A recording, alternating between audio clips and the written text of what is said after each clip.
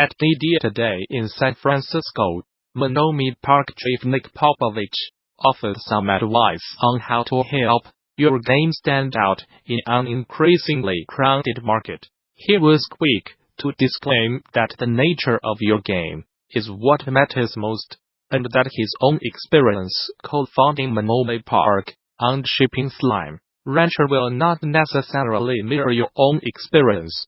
This stuff might not be a fit for your game, and that's totally okay, he said. This is not the one true way of getting your game out there and getting people to notice it.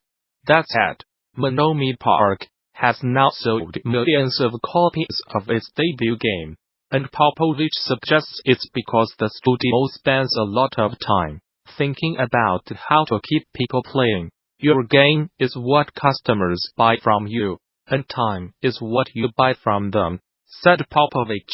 It's not enough to sell a game to someone, because you are taking something else from them, time. His point is that you are not just competing with Fortnite, Apex Legends, and other games, you are also competing with Netflix, HBO, Twitter, and everything else someone can do with their time. Popovich's top bit of advice on helping your game win the competition: sell it with the GIF. GIFs are good, he explained. They communicate things quickly, especially on Twitter, and he advises devs to do their best to sum up the core selling points of their game in a GIF. Can you present your core gameplay loop in a GIF? Popovich asked. Can you show that in a span of 5 or 6 seconds? If you can, Popovich believes it will help you get people immediately interested in your game's unique core play experience. If you cannot capture a good bit of readable, sellable gameplay in a GIF, he suggests trying instead to capture a big, exciting and engaging moment in your game, so that people can quickly grasp what's great about it. If you can give someone a sense of what it's like to play your game, if they can understand it, if they can picture themselves playing your game, you have accomplished a huge step, he added.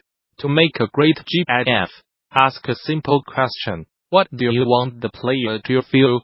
Monomi Park tried to do this with Slime Rancher, inspired by the clear, immediately graspable, eminently giftable Spelunky. For example, Spelunky shows you everything you need to know about this game in the form of a GIF, said Popovich. If you were my dad, you might look at a GIF of Spelunky and say, this looks like Indiana Jones meets Mario. And since every GIF of Spelunky shows different sequences of characters and mechanics interacting with each other, just a few GIFs can give someone a good sense of Spelunky's breadth and volatility, a perfect analog to this. In terms of a simple idea with a complex execution, would be Portal, said Popovich.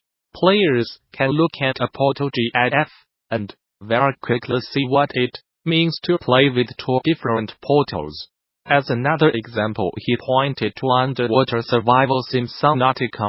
Since almost any GIF of Subnautica will show the player diving below the surface or coming back up for air, Popovich suggests Subnautica's GIFs are strong, because they quickly convey a key piece of the game's core loop, while presenting a relatively rare and beautiful look at a game about deep sea diving. But hey, if you happen to work at a big company with lots of resources to build big, flashy games, show that.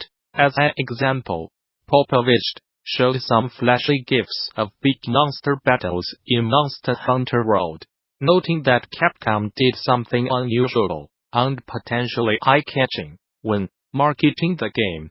They flipped the script and defocused on the monsters, not the player. So Monster Hunter trailers, and anything they showed online, typically is not showing you crafting systems and stuff like that. It's all ancillary to the main show, which is big monsters doing cool stuff.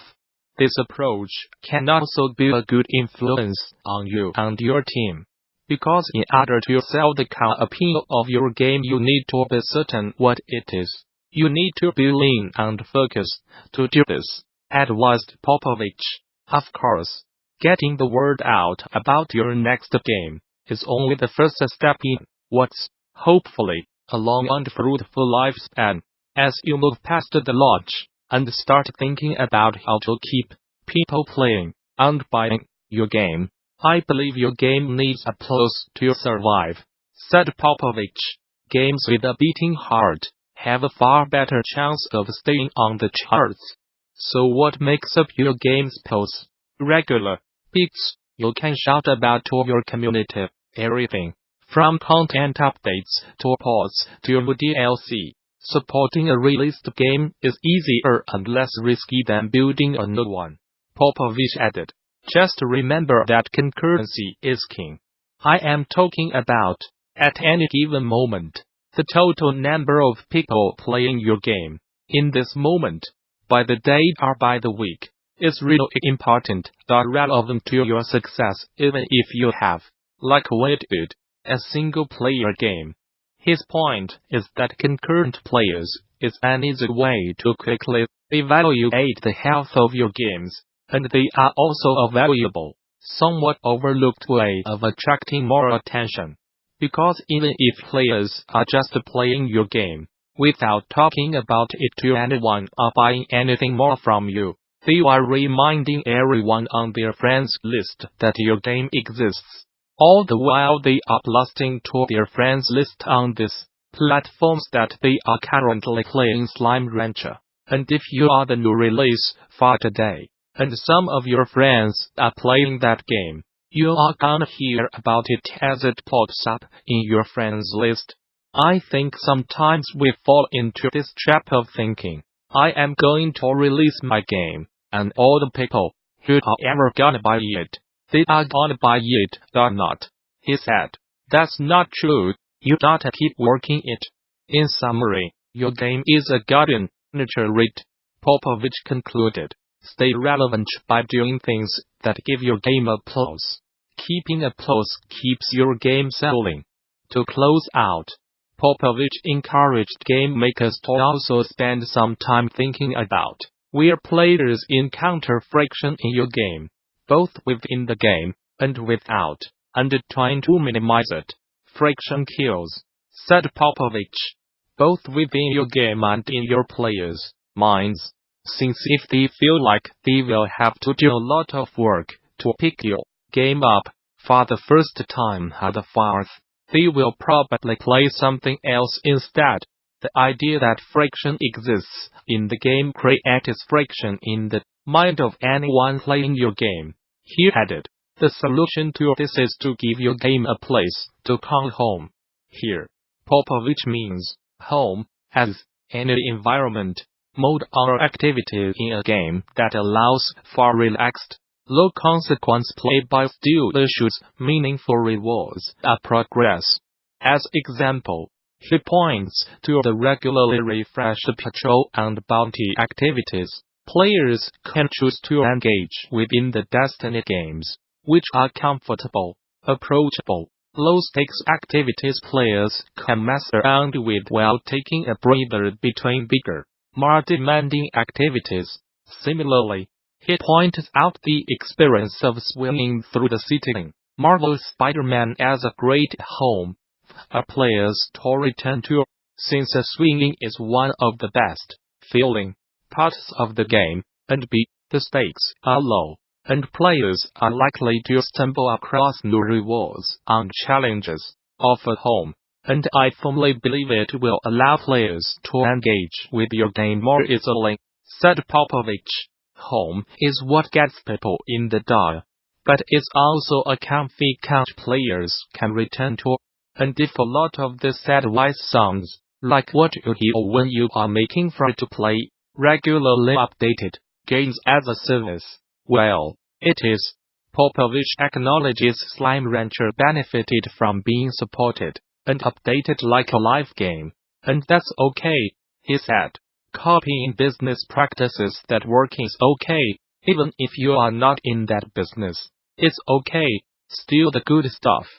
Clyde Mandoin is a professional translator, game programmer, Legends of Localization founder, and Martos ex-co-host.